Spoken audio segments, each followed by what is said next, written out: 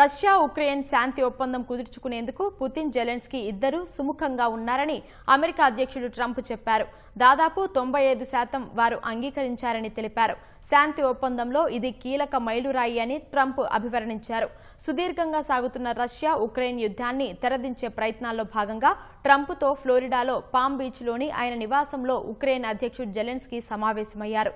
యుద్ధం ముగింపు కోసం ప్రతిపాదించిన 20 పాయింట్లు శాంతి ప్రణాళికపై చర్చించారు.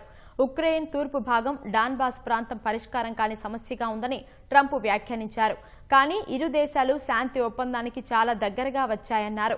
డాన్బాస్ అంశంలో ఉక్రెయిన్ చాలా స్పష్టంగా ఉందని, రష్యా మాత్రమే భిన్నంగా ఉందని జెలెన్స్కీ వెల్లడించారు. అంతకుముందు రష్యా అధ్యక్షుడు పుతిన్తో ట్రంప్ ఫోన్లో మాట్లాడారు.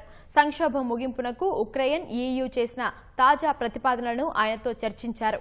పుతిన్తో సంభాషణ ఫలవంతంగా సాగినట్లు ట్రంప్ పేర్కొన్నారు.